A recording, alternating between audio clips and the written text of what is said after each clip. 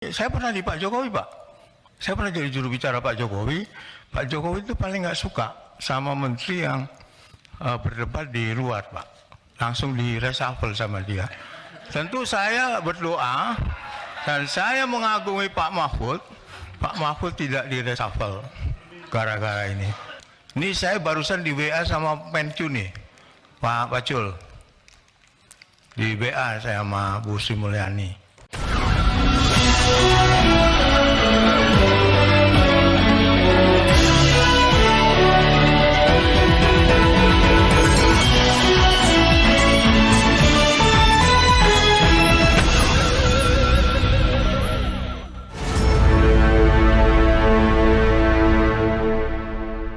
Assalamualaikum warahmatullahi wabarakatuh. Kembali berjumpa dengan saya, Hersubno Arif dari Forum News Network.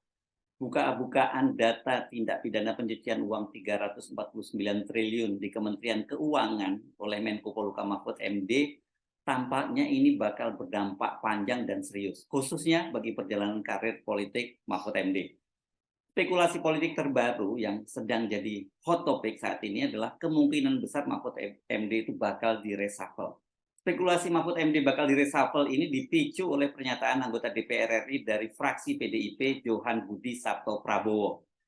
Soal ini disampaikan oleh Johan Budi saat rapat kerja Komisi 3 DPR RI dengan Mahfud MD selaku Ketua Komite Nasional Pencegahan dan Pemberantasan Tindak Pidana Pencucian Uang hari Rabu 29 Maret kemarin. Menariknya, selain secara halus memperingatkan Mahfud agar jangan membuat kegaduhan dan bisa berujung pada reshuffle, Johan Budi saat berlangsung rapat kemarin malam itu ya, mengungkapkan dia ditelepon oleh, maksud saya bukan ditelepon, dia di WhatsApp. Ya ini sekarang ini modelnya di WhatsApp gitu, di WhatsApp oleh Sri Mulyani agar rapat kerja dengan Mahfud MD diskors alias ditunda. Apa hubungannya ya, kok Sri Mulyani yang minta agar rapat kerja dengan Mahfud MD ditunda dan dia memintanya melalui Johan Budi, anggota fraksi PDIP yang juga pernah jadi juru bicara Pak Jokowi.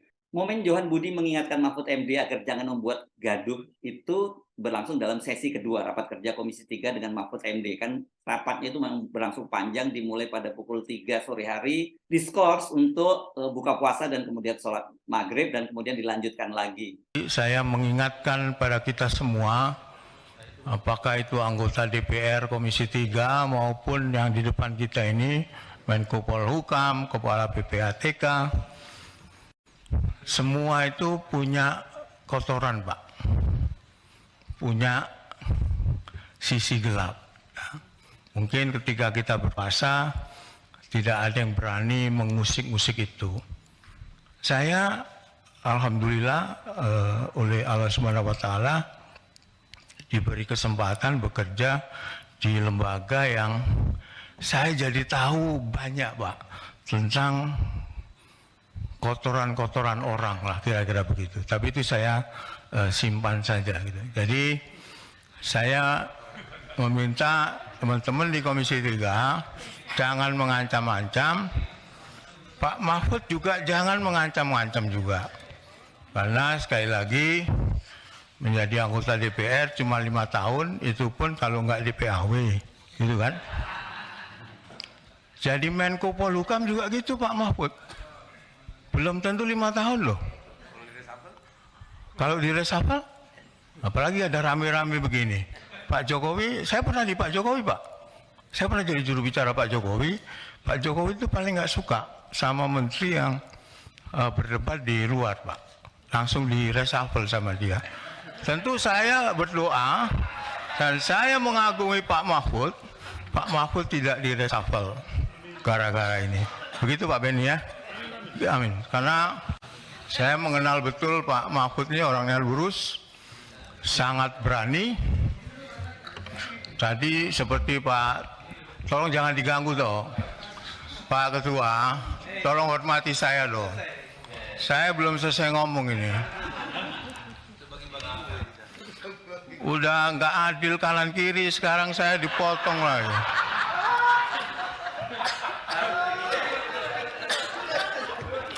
Jangan begitu Ketua. Kita harus menghormati tamu kita juga. Kalau kita sedang ngomong, kemudian rame itu kan nggak elok lah. Nah, ini publik Pak Mahfud, publik kalau saya pahami lihat di media sosial itu semua mendukung Pak Mahfud, Pak. Saya juga mendukung Pak Mahfud. Karena apa yang disampaikan oleh Pak Mahfud itu sejalan dengan apa kemauan publik ya. Bongkar aja. Pak Mahfud saya pernah dengar juga bahwa sekarang ini Pak, korupsinya lebih gila dibanding Orde Baru. Pak Mahfud ini yang menceritakan, saya mendengar itu. Saya nggak tahu itu benar atau tidak, tapi saya menonton itu Pak Mahfud bicara itu. Lebih gila Pak dibanding Orde Baru. Zaman Orde Baru itu menteri, ini kata Pak Sarwono Pak ya, kita ulangi lagi nih. Zaman dulu menteri nggak ada yang korupsi, anggota DPR nggak ada yang ditangkepin KPK karena nggak ada KPK ya. Sekarang ditangkepi KPK. Jadi, tapi sekarang lebih gila lagi. Ada jaksa yang ditangkap, ada polisi yang ditangkap, ada anggota DPR yang ditangkap. Yang tadi disinyalir oleh Pak Mahfud katanya ada yang Markus. Tapi makin parah dibanding zaman Orde Baru. Celakanya ketika ngomong begini, Pak Mahfud adalah Menko Polhukam yang seharusnya juga ikut memberantas korupsi itu. Saya sangat percaya bahwa Pak Mahfud dalam rangka memberantas korupsi ini sebenarnya Pak Mahfud mengungkap data-data ini. Mungkin Pak Mahfud sudah gatal betul ya, lihat penegak hukum ini kok nggak gerak gitu ya, kira-kira begitulah. Sehingga dia itu mengungkapkan. Saya masih menganggap bahwa Pak Mahfud adalah orang yang jujur, lurus, meskipun pernah jadi politisi juga tadi kata Pak Trimet. Jadi politisi itu sekarang kan persepsinya agak kurang bagus lah. Buktinya apa ya itu tadi ketika ada rame-rame Komisi 3 dengan Pak Menko Polhukam, itu kalau kita baca komentar pembaca banyak yang membela Pak Mahfud. Sama sekali tidak ada maksud saya terutama untuk menghalang-halangi pengungkapan data. Saya malah setuju Pak. Bahkan undang-undang tadi yang Bapak sampaikan, undang-undang perampasan aset, saya tidak hanya 100% Pak Mahfud, tapi saya 1000%. Pak Jokowi sekarang Pak, itu didukung oleh 7 fraksi. Koalisi Pak Jokowi ini kuat betul ya. Kalau dia juga serius, undang-undang perampasan aset, pasti jadi Pak. Mau bukti gak? IKN, Ciptaker, jadi juga Pak. Jadi perampasan aset itu saya hakul yakin akan kemudian mempermudah dan memperlancar pemberantasan korupsi di negara yang kita cintai. Yang kita semua prihatin Pak, emang korupsi ini luar biasa sekarang ini, di mana-mana ada, bahkan di ruang-ruang yang terhormat Pak Mahfud ada korupsi. Di ruang-ruang yang sepi dan agak remang-remang ada korupsi. Hakim Agung ditangkap. Ketua MK ditangkap Pak. Saya dulu TikTok tuh sama Pak Mahfud, kalau Pak Mahfud masih ingat ya. Saya mengagumi Pak Mahfud Pak. Dulu. Sama Pak Benny. Dulu saya kagum betul waktu ketua MK itu luar biasa Pak Mahfud. Bagaimana? Apa persepsi Anda? Bagaimana Anda mengartikan ucapan Johan Budi tadi setelah menyimaknya ya?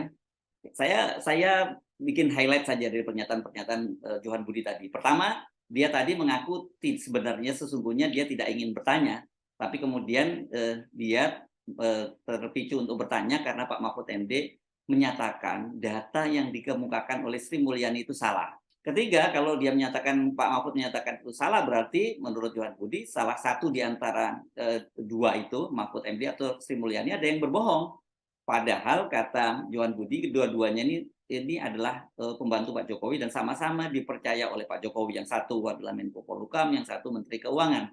Keempat, ini yang banyak diartikan jadi semacam peringatan atau ancaman halus bahwa kalau Mahfud MD terus membuat kegaduhan, bongkar-bongkar terus data TPPU 349 triliun ini, maka kemungkinan besar Mahfud MD itu bisa direshuffle. Kelima, Johan Budi tadi mengatakan dia dulu sangat mengagumi Mahfud. Kalau dulu itu berarti sekarang dia tidak lagi mengagumi Mahfud ya. Posisinya berarti Johan Budi ini sama dong dengan Beni Harman dan juga sama dengan Arteria Dahlan, karena Arteria Dahlan ini kan sebelumnya sangat menghormati Pak Mahfud MD, menganggap orang tua dan gurunya, tapi sejak peristiwa kemarin itu dia mencabut rasa hormatnya, mencabut penghormatannya kepada Mahfud MD, bahkan dia mengancam akan memperkarakan Mahfud MD. Kalau ini Arteria ini berkaitan dengan soal sebutan Markus ya, dan kemudian juga yang Pak Mahfud yang bersuara keras terhadap Arteria yang dianggap bahwa dia mengancam-ancam menggertak kepala PPATK, atau tepatnya sebenarnya bukan kepala PPATK tapi menggertak Pak Mahfud MD gitu ya. Johan Budi tadi juga mengakui bahwa dia mencermati pembicaraan publik, bahwa publik itu banyak yang mendukung Mahfud MD. Tapi dengan mempertanyakan data siapa yang benar, berarti kan posisi Johan Budi ini mantan juru bicara KPK, ini perlu dicatat ya, selain jubir Pak Jokowi, dia ini kan pernah jadi jubir KPK, kemudian dia ikut seleksi pimpinan KPK, tapi dia gagal di DPR, dan kemudian diselamatkan di istana menjadi juru bicaranya Pak Jokowi. Jadi posisi Johan Budi ini sama dong dengan mayoritas anggota DPR RI yang menentang atau setidaknya tadi mempertanyakan kevalitan data yang disampaikan oleh Mahfud MD. Apakah dengan begitu Johan Budi itu lebih lebih cenderung mendukung Sri Mulyani seperti halnya kebanyakan para anggota DPR lainnya? Soal ini yang saya kira masih jadi misteri atau setidak-tidaknya menjadi teka-teki, menjadi tanda tanya. Ketika rapat kerja berlangsung sampai malam hari dan mendekati pukul 22 waktu Indonesia bagian Barat atau batas waktu rapat kerja sesuai dengan tata tertib, itu Johan Budi kemudian menyampaikan instruksi. Dia minta agar rapat diskors. Selain beralasan Mahfud MD kemungkinan sudah lelah dan harus menjalankan salat tarawih karena kata dia lelah itu karena sejak pukul 3 sore rapat kerja berlangsung, dan sebagai seorang muslim katanya dia tahu bahwa Pak Mahfud MD itu selalu menjalankan sholat tarawih di masjid. Itu Johan Budi, nah ini yang cukup menarik dan sekaligus mengejutkan, dia mengaku di WhatsApp, di chat oleh Menkeu Sri Mulyani. Mungkin Pak Roni, sebentar Pak, interupsi Pak. Ini udah hampir setengah 11 Pak. Kasihan Pak Mahfud. Ini bulan puasa Pak Roni. Bulan penuh ampunan dan maghfirah. Orang yang dari jam berapa tadi Pak Mahfud? Kasihan juga. Karena itu saya mengusulkan kita menghormati beliau lah. Sama teman-teman ini juga besok kan dia bertugas juga. Masih ada waktu besok Pak Roni. Karena itu saya usul, ini anggota Komisi 3, tolong suarakan usulan saya ini disetujui atau tidak. Jadi kita adakan rapat lagi Pak Roni. Sekali lagi Pak Roni, kita hormati tamu kita. Sekarang sudah malam Pak, dari jam 3. Ini Pak Mahfud demi menghadiri ini, dia nggak terawih di masjid loh. Biasanya beliau terawih tertib tuh. Saya kira Pak Mahfud juga setuju. Selain itu, kita kan tadi bicara ngomongin soal Menkeu. Nah kalau bisa dalam rapat berikutnya itu Menkeu kita hadirkan Pak, agar menjadi jelas gitu. Ini saya barusan di WA sama Menkeu nih, Pak Pacul. Di WA saya sama Bu Sri Mulyani. Rupanya beliau, saya yakin dia menyaksikan juga. Karena itu saya usul Pak Roni, nanti mungkin teman-teman di Komisi 3 atau Pak Mahfud setuju atau tidak, kita akhiri dulu Pak. Kita butuh istirahat juga karena ini sekali lagi bulan suci Ramadan, kita puasa, besok kita juga sahur. Saya muslim Pak Mahfud, saya juga puasa gitu ya, dan kita juga menghormati Pak Mahfud. Kasihan dari tadi, dari jam 3 ya, beliau juga perlu istirahat ya. Karena itu perlu ada rapat susulan. Kita mungkin itu Pak Roni, mungkin ini menarik sekali alasan Johan Budi ya, minta sidangnya diskors, minta rapat kerja diskors. Pertama, dengan diskors tadi, dia minta Sri Mulyani itu dihadirkan, itu alasan dia ya, yang pertama. Kedua, alasannya tadi berkaitan dengan kelelahan karena sidang yang rapat kerja yang panjang, dan Kemudian soal orang sedang menjalankan ibadah puasa dan harus ibadah gitu ya, ibadah tarawih gitu. Ketiga, nah ini yang saya kira paling mengagetkan, dia secara terbuka mengaku di-workshop oleh Menteri Keuangan Sri Mulyani agar sidang diskors.